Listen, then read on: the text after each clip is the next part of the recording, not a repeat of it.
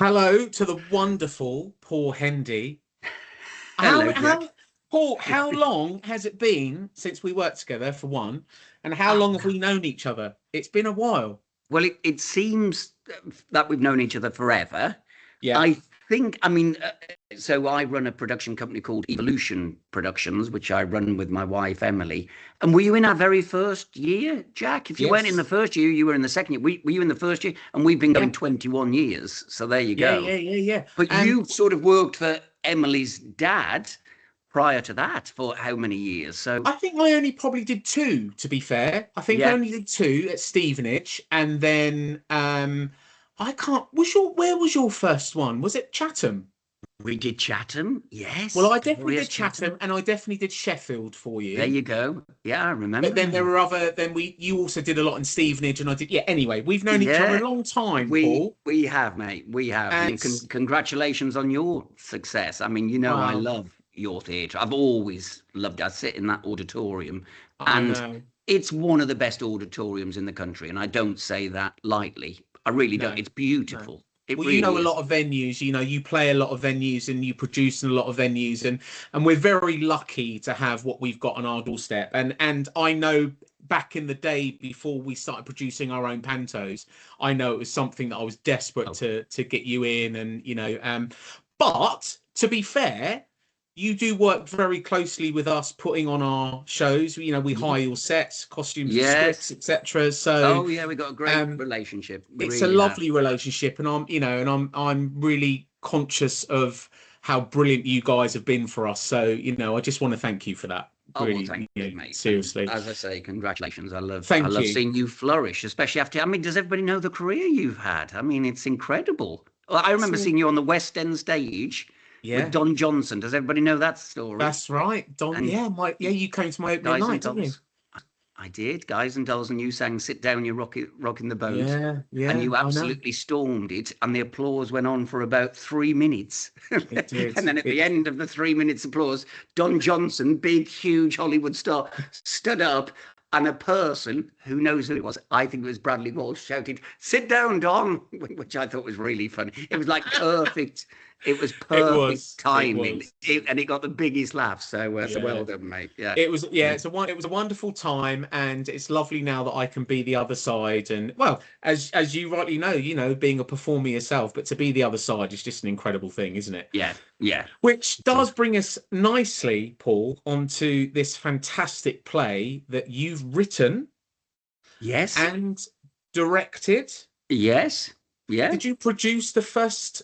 yeah. Co-produce it. Yeah, so I've written, directed it. We co-produce it with Jamie Wilson Productions, who are a big West End team. They're brilliant. They produced The Devil Wears Prada and Mrs. Doubtfire and all these shows in the West End. So it's great to be working with them. But yeah, it started as a short film. So for people who don't know, it's called The Last Laugh, and it's about Tommy Cooper, Eric Morecambe, and Bob Monkhouse in a dressing room, sort of having a conversation, a bit like the sort of conversation we're just having about what it's like when people who've worked together get together again and what they talk about. It's a sort of peep behind the curtain of what it's like in show business. You know, what would three comedy greats talk about in a dressing room? And it's funny, but it's also quite poignant as well. But I wrote it as a short film originally in 2016. Can you believe it? 10 years Well, ago. I remember when you did it, and you sent me the video of it, and I remember falling in love with it then, Oh, well, thank not you. knowing that it was going to be turned into a stage play. No. Well, I didn't know then, to be honest, but it did very well. It did the film festival circuit, played in America and all this, did very well, won some awards. During 2020, I don't know if you remember, we didn't have much on in 2020. And I sort of thought, I think there's more here. So it was a 20-minute film. And I just thought, there's more for them to say, and there's more for me to say Mm. about what this situation is with these three comedy greats talking.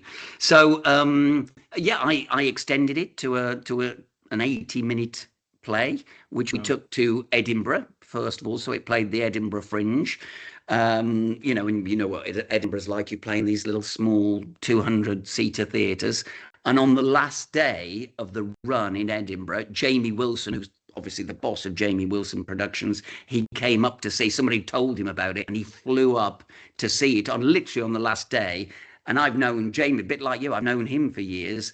And I sat next to him, and at the end of it, he nudged me and he said, "We'll take this to the West End." Literally, as it fades to black at the end of the play, he went, "We'll take it to the West End." And he was true to his word. And I think within 6 months, it was in the West End, and then we took it to Broadway. I say Broadway, it was off Broadway, but still, we were in New York. Exactly, mate. So we did 5 weeks in New York as well, and then a UK tour, which was brilliant, and then bringing it to you, mate. Can't wait to bring it to you. I'm so excited. I mean, I've seen so many clips from the previous tour, and obviously I know Damien, and I knew Bob, obviously, who did it before that. Yeah. And I know you've got Steve Royal in. Steve Royal, who's brilliant. I mean, what a talent he is. Some people watching this might know Steve from Britain's Got Talent. I think he got to the final a couple of years ago. It was during COVID, I think. Another COVID story. And he was absolutely brilliant. Yeah. And so we had an actor who was a brilliant, Eric, called Bob Golding. He didn't want to do it this year for, it's a 7-month tour. It's a big commitment. He's got a young family, and he wanted to be with his family.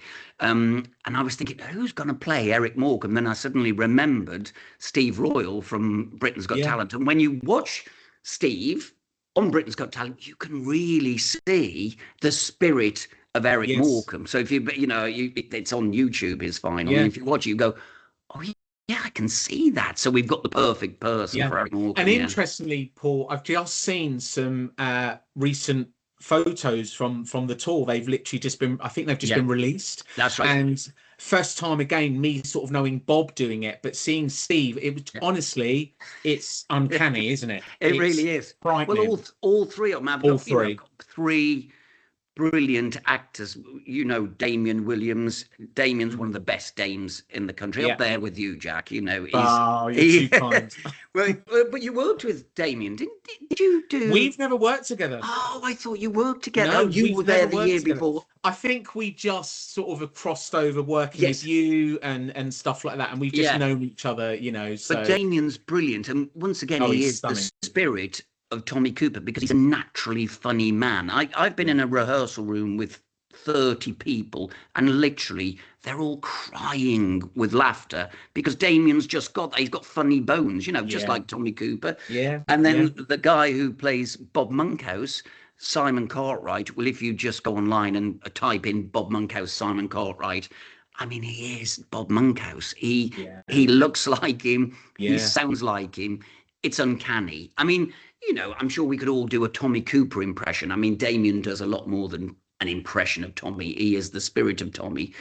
But probably everybody can go, like Tommy Cooper. But there's something about Damien. He's got that look about him as well. Exactly. So it goes a lot deeper than that. Yeah, but with Simon playing Bob Monkhouse, nobody can do Bob Monkhouse. Literally. It's so difficult. What do you do to get Bob Monkhouse's accent, his voice, his the way he is, and Simon's brilliant at it. He really is. How easy was it for you to get those cast members back? Was it quite an easy job? Did they know that the second leg of the tour was going to happen, or? Yeah. Do you know what? They're like me. They love it. There's they're not just hired actors doing a job. This is a passion for them, the same as it is for me. It's a lifelong obsession. Damien, who's playing Tommy, he has a bar in his garden called Cooper's Bar with just rammed full of all this Tommy Cooper memorabilia. And so he's mad on Tommy. Simon, who plays Bob Monkhouse, is mad on Bob Monkhouse. He's obsessed with him, Steve with Eric. So like I say, they're not just hired actors. It goes a lot further than that. It goes a lot deeper than that, really. We do a Q&A, and I hope the people who come to see the show will stay for the Q&A afterwards, because people love that as well. Once again, it's just, it's an insight into the actors playing the roles, but also because they're also knowledgeable about the comedians. They tell lots of stories that maybe some of the public wouldn't know. So and it's this great. Obviously all came from, because you are a huge fan of Morecambe and Wise, aren't you? I mean, that is like, it's just... I'd say Eric is. People say, who's your favourite? I mean, Tommy Cooper was was brilliant. If I was pushed, I would say Tommy, I would say Eric was my favourite. I just grew up loving Morecambe and Wise. I think they've influenced me in my career, in my style of comedy, if you like. When I'm writing the pantomime, somebody once said to me, when you see one of my pantomimes, which I write, it's like watching a Morecambe and Wise show, Yeah, and that, it's true. that humour It's that true. goes through it is You've got definitely. such a beautiful formula that I don't think anyone needs to tamper with. It's just great. And even when we do our productions here, obviously I get your script and then I sort of pompify it, if Yeah, that's a yeah, word, probably yeah. not. It's a But good word. but Yeah. there is no way that we would touch the formula because it's just works. It's so Oh, brilliant, well, that's and nice, that's mate. clearly what you're achieving here. And I just want to ask Paul, would you say that there's any passion to write a second play or a second small feature film, or Yeah, if a well, funny you short should film? Sorry. mention feature film. I mean, watch this space is all I'm going to Okay. say. I can't say too much, but yeah, Okay. there are exciting things on the horizon to do Great. with film, and it started with as a short film. So I'd love for it to become a feature film, but I can't say too much about it. But it's very Fine. exciting. Um, and to write a second play, yes. Yes, definitely. I've loved the experience. Going into the West End was just incredible. You've stood on a stage, Mm, stages, and more than one in the yeah. West End, and there's genuinely nothing like it. It was a brilliant experience, which I'll never ever forget. So writing another one, yes. I guess the only problem, it's not easy, is the truth. The last Yeah. laugh came out of a real, as I say, Yeah. Of obsession for course. me. So it sort Could of you bring poured in out. other characters? Could you bring in other comedians? Well, that's really interesting. A couple of people, this came up in the Q&A last week on tour, and I'd sometimes sit in on the Q&As. I'll come down to you because I love Mm, the theatre. It'd be good to see you, so I'll be there one night and yeah. I'll do the Q&A with the guys. And that did come up. Who else would you put in the dressing room, and which modern day comedians would you put in the dressing room, which I thought was Oh, really interesting. So there was a discussion, who else could you put in there, from the 60s, 70s and 80s. Names came up, Dick Emery and Benny Hill and Frankie Howard and all wow. these names, Norman Wisdom. But there was a good question like, oh, who would go in now? Well, I don't know, Peter Kay, definitely, I guess. Peter Kay's Yeah. brilliant. Lee Max, brilliant. Yeah. Um, I like Michael McIntyre. He sort of divides opinion. He seems to, whereas I think he's brilliant. I've seen him live. I don't know if you've had him at your He theatre. sells out literally within Yeah. seconds. And I went to see him at the Marlow Theatre in Canterbury, and he had the audience there from the moment he came on, and he made it look easy. So that's what Yeah. a lot of the play, they discuss this. Yes. So Tommy and Eric and Bob Monkhouse, they discuss. They say it looks easy, but it's Mm, not easy. It's no. not easy. No, It's it's not. it's the level of stress and that adrenaline and what it does to you. It's not. Yeah. There's a speech in the play which Tommy Cooper says.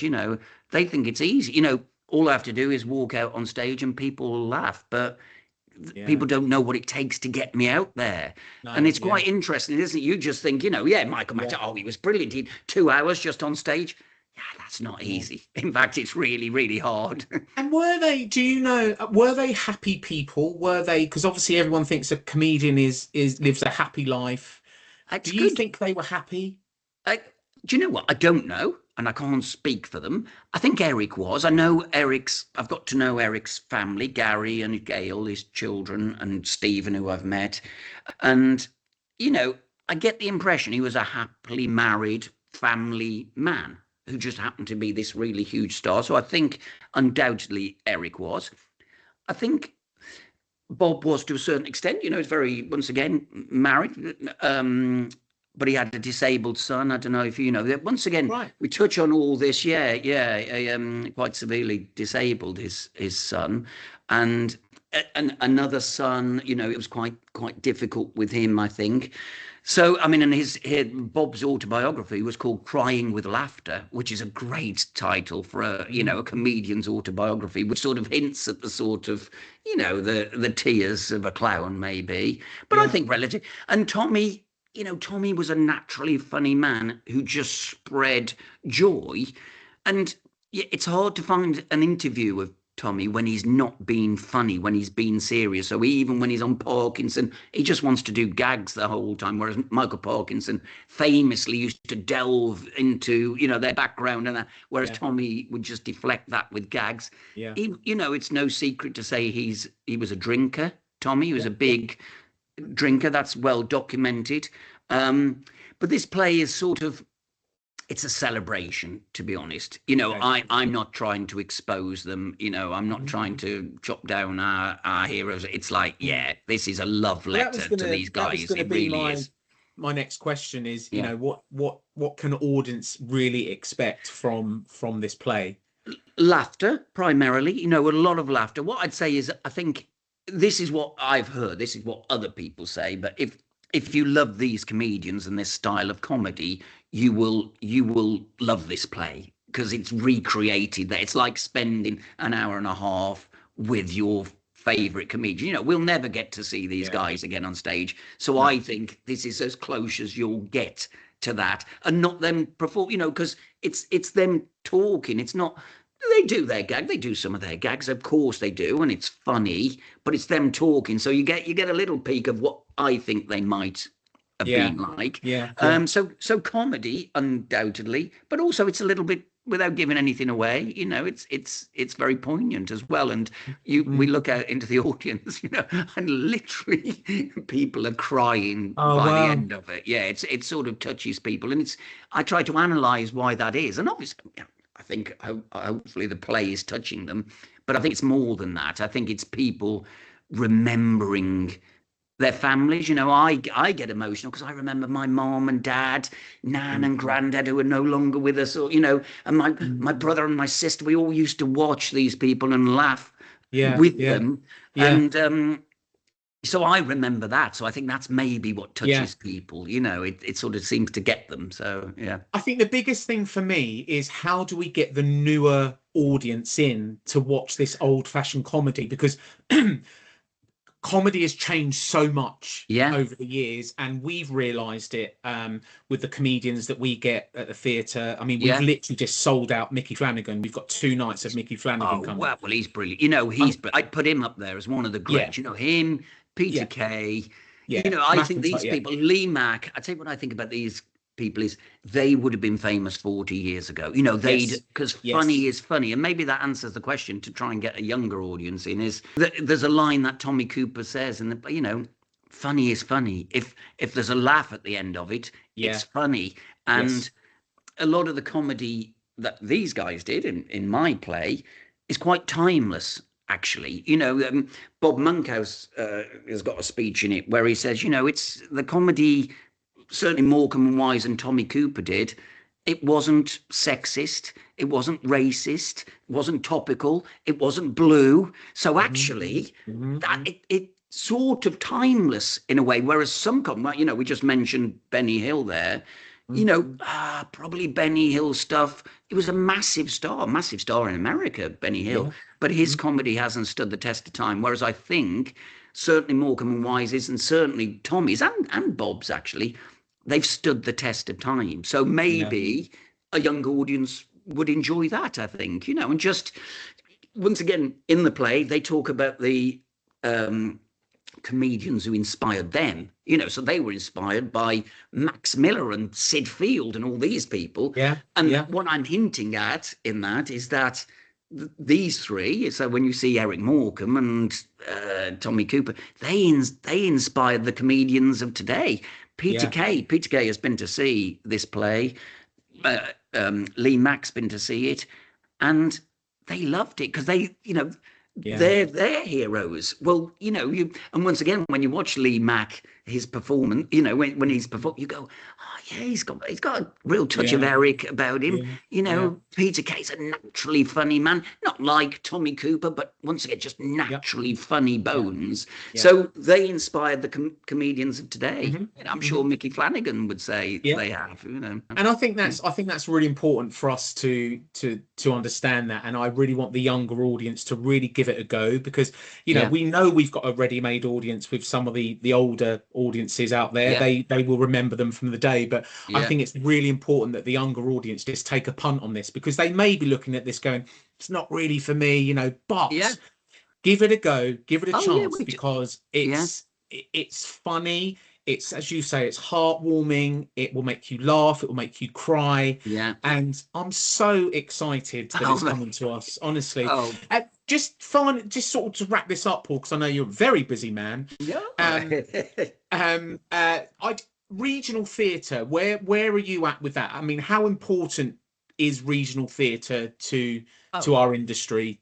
vital. I mean, absolutely vital. So as we've touched upon, apart from the last laugh, I also produce pantomimes. I write, direct, and produce pantomimes. We've got 10 pantomimes all over the country, and yeah, I mean, pantomime. Well, as you all know, pantomime in particular, I would say, is the lifeblood of many theatres. I don't know what how it is for you, but I know yours sells incredibly well, incredibly successful production.